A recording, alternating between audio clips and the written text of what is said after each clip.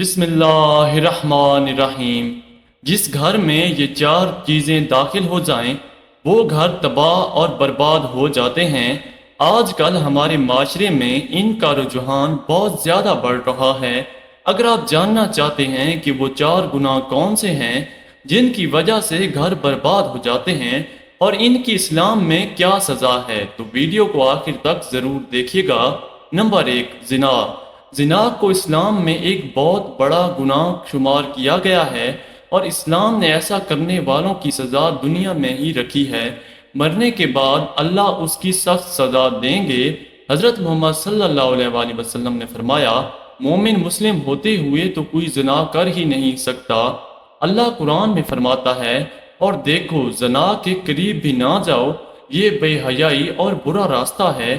امام شافعی رحمۃ اللہ علیہ کہتے ہیں کہ زنا ایک قرض ہے، اگر تو ایسا قرض لے گا تو تیرے گھر سے یعنی تیری بہن بیٹی سے وصول کیا جائے گا۔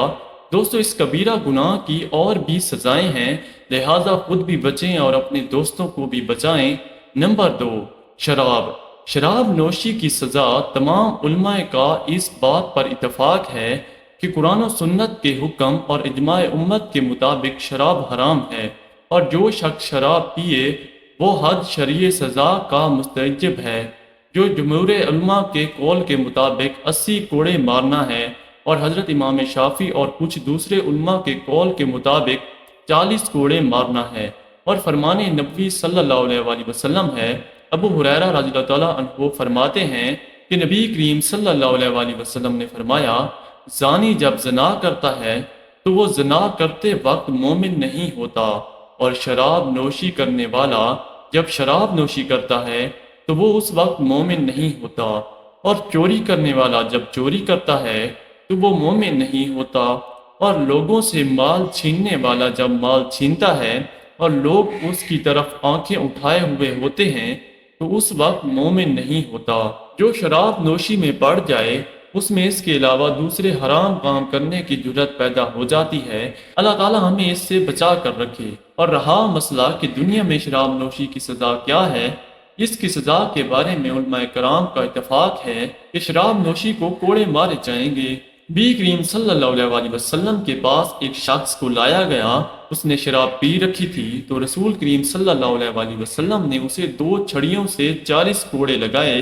راوی کہتے ہیں کہ ابو بکر رضی اللہ تعالیٰ عنہ نے بھی ایسے ہی کیا، اور جب عمر رضی اللہ تعالیٰ عنہ کا دور تھا تو انہوں نے لوگوں سے مشورہ کیا، تو عبد الرحمن رضی اللہ تعالیٰ عنہ نے کہا کہ حدود میں کم از کم 80 ہیں، تو عمر رضی اللہ تعالیٰ عنہ نے 80 کا حکم دیا، اور صحابہ کرام رضی اللہ تعالیٰ عنہ نے اس کی موافقت کی اور کسی نے بھی ان کی مخالفت نہ کی۔ نمبر 3، چوری۔ حضرت عائشہ رضی اللہ تعالیٰ عنہا سے روایت ہے کہ رسول اللہ صلی اللہ علیہ وآلہ وسلم نے فرمایا، 1/4 دینار یا اس سے زیادہ قیمت کی چیز چرانے پر ہاتھ کاٹا جائے گا۔ ام المومنین عائشہ رضی اللہ تعالیٰ عنہا سے روایت ہے کہ نبی کریم صلی اللہ علیہ وآلہ وسلم نے فرمایا، اگر کسی نے ایک برس بھر زمین بھی ظلم سے لے لی تو 7 زمینوں کا توق اس کے گردن میں ڈالا جائے گا۔ شریعت کے مطابق مناسب عدالتی ٹرائل کے بعد چوری کرنے والی مرد اور عورت دونوں کے ہاتھ کاٹ دیں، ان کے بدلے میں جو اللہ کی طرف سے ایک عبرتناک سزا ہے، اور اللہ غالب حکمت والا ہے۔ نمبر 4، خیانت۔ حضرت ابو حمید سعدی رضی اللہ تعالیٰ عنہ سے روایت ہے کہ ان حضرت صلی اللہ علیہ وآلہ وسلم نے آزاد قبیلے کے ایک شخص کو جس کا نام عبداللہ بن عطیہ کہتے تھے، زکوٰۃ تحصیل کرنے پر مامور کیا۔ جب وہ لوٹ کر آیا تو کہنے لگا، یہ مال تو آپ صلی اللہ علیہ وآلہ وسلم کا ہے اور یہ مال مجھ کو تحفہ ملا ہے۔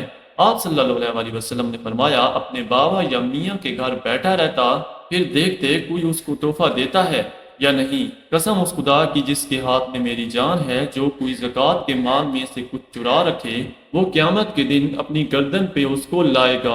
اونٹ ہوگا تو وہ بڑھ بڑھ کر رہا ہوگا، گائے ہوگی تو وہ بھائیں بھائیں کرتی، بکری ہوگی تو وہ میں کرتی۔ پھر آپ صلی اللہ علیہ وآلہ وسلم نے اپنے دونوں ہاتھ اٹھائے، یہاں تک کہ ہم لوگوں نے آپ صلی اللہ علیہ وآلہ وسلم کی بغلوں کے سفیدی دیکھی۔ آپ صلی اللہ علیہ وآلہ وسلم نے فرمایا، یا اللہ میں نے تیرا حکم پہنچا دیا، یا اللہ میں نے تیرا حکم پہنچا دیا۔ حضرت عمر بن خطاب رضی اللہ تعالیٰ عنہ سے روایت ہے کہ فتح خیبر کے دن صحابہ کرام رضی اللہ تعالیٰ عنہ آپس میں گفتگو کر رہے تھے، فلاں شہید ہے، فلاں شہید ہے، یہاں تک کہ ایک شخص کا ذکر ہوا اور کہا گیا کہ وہ بھی شہید ہے۔ رسول اکرم صلی اللہ علیہ وسلم نے فرمایا، ہرگز نہیں، میں نے اسے جہنم میں دیکھا ہے، کیونکہ اس نے مال غنیمت سے ایک چادر چرائی تھی۔ پھر رسول اکرم صلی اللہ علیہ وسلم نے فرمایا، اے خطاب رضی اللہ عنہ کے بیٹے، اٹھو اور جا کر لوگوں میں اعلان کر دو کہ جنت میں وہی جائیں گے جو ایماندار ہیں۔ عمر رضی اللہ عنہ فرماتے ہیں، میں نکلا اور میں نے اعلان کر دیا، لوگوں خبردار ہو جاؤ، جنت میں وہی جائیں گے جو ایماندار ہیں۔ حضرت موکل بن یسار رضی اللہ عنہ سے روایت ہے کہ حضرت صلی اللہ علیہ وسلم نے فرمایا، جس شخص کو اللہ تعالیٰ نے لوگوں کا حکمران بنایا ہو اور اس نے ان کے حقوق کی ادائیگی میں خیانت کی تو اللہ تعالیٰ اس پر جنت حرام فرما دے گا۔ حضرت عبداللہ بن عمرو بن العاص رضی اللہ عنہ سے روایت ہے کہ رسول اللہ صلی اللہ علیہ وسلم نے فرمایا، ہماری اس وقت کیا کیفیت ہوگی؟ یا فرمایا، قریب ہے کہ ایک ایسا دور آئے گا، اس میں لوگ الگ الگ کر دیے جائیں گے، اچھے برے الگ الگ ہو جائیں گے، رذیل قسم کے لوگ باقی رہ جائیں گے، ان کے عہد و پیمان اور ایمانتیں ختم ہو جائیں گی اور آپس میں اختلاف ہو جائے گا اور وہ اس طرح ہو جائیں گے۔ آپ صلی اللہ علیہ وسلم نے اپنی انگلیوں کو ایک دوسرے میں ڈالا اور صحابہ رضی اللہ عنہ نے عرض کیا، اے اللہ کے رسول، اس حالت میں حضرت عبداللہ بن عباس رضی اللہ عنہ فرماتے ہیں کہ جب کسی قوم میں مال غنیمت کے اندر خیانت کھلم کھلا ہونے لگے تو ان کے دلوں میں دشمن کا روب ڈال دیا جاتا ہے۔ جب کسی قوم میں زنا عام طور سے ہونے لگے تو اس میں اموات کی کثرت ہو جاتی ہے۔ جب کوئی قوم ناپ تول میں کمی کرنے لگے تو اس کا رزق اٹھا لیا جاتا ہے، یعنی اس کے رزق میں برکت ختم کر دی جاتی ہے۔ جب کوئی قوم فیصلوں کے کرنے میں ناانصافی کرتی ہے تو ان میں خون ریزی پھیل جاتی ہے۔ جب کوئی قوم عہد کو توڑنے لگے تو اس پر دشمن مسلط کر دیے جاتے ہیں۔ حضرت ابو امامہ رضی اللہ عنہ روایت کرتے ہیں کہ رسول اللہ صلی اللہ علیہ وسلم نے ارشاد فرمایا، مومن میں پیدائشی طور پر ساری خصلتیں ہو سکتی ہیں، وہ اچھی ہوں یا بری، البتہ خیانت اور جھوٹ کی بری عادت نہیں ہو سکتی۔ ناظرین، ویڈیو اچھی لگے تو لائک ضرور کیجیے گا، اور اگر آپ ہمارے چینل پر نئے ہیں اور ابھی تک آپ نے ہمارے چینل کو سبسکرائب نہیں کیا تو آپ ہمارے چینل کو سبسکرائب کر لیں اور ساتھ ہی لگے بیل کے بٹن کو بھی پریس کر لیں تاکہ آپ کو فیوچر میں اپلوڈ ہونے والی ہر نئی اور معلوماتی ویڈیو کا نوٹیفیکیشن آپ کو ہر وقت ملتا رہے۔ اللہ تعالی ہم سب کا حامی و ناصر ہو، آمین ثم آمین۔ اللہ پاک ہمیں دین اسلام پر ثابت قدم رہنے کی توفیق عطا فرمائے اور ہمیں نیکوکاروں میں شامل کرے۔ ناظرین، کمنٹ باکس میں اللہ تعالیٰ کے 99 مبارک ناموں میں سے ایک نام ضرور ٹائپ کریں۔ شکریہ۔